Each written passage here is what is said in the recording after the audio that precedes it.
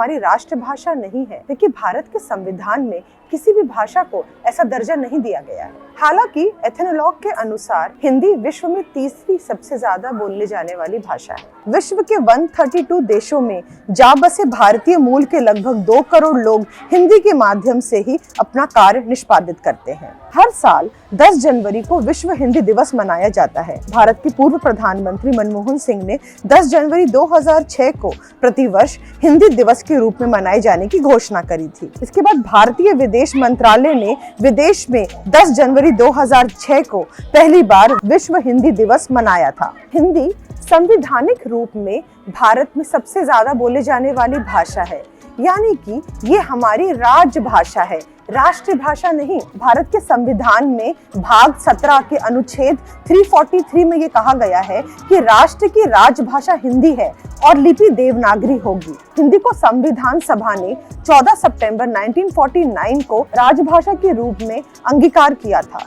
इसलिए भारत वर्ष में प्रत्येक वर्ष 14 सितंबर को हिंदी दिवस के रूप में मनाया जाता है। तब से हिंदी को भारत की आधिकारिक भाषा के तौर में स्वीकार किया। आज तक भारतीय संविधान में भारत की 22 प्रमुख भाषाओं को मान्यताएं दी गई हैं। इसे संविधान की 8वीं सूची के रूप में जाना जाता है। वो भारत की प्रमुख साहित्यिक भाषाओं में से एक है, जिसमें काफी मात्रा में लेखन किया जाता है। हिंदी का नाम फारसी शब्द हिंद से लिया गया है, जिसका मतलब होता है सिंधु घाटी, यानी कि सिंधु नदी के पास वाली भूमि। फारसी बोलने वाले तुर्क, जिन्होंने गंगा के मैदान और पंजाब पर आक्रमण किया, 11वीं शताब्दी की शुरुआत में सिंधु घाटी के नजदीक बोले जाने वाली भाषाओं को तुर्क ने हिंदी का नाम दिया।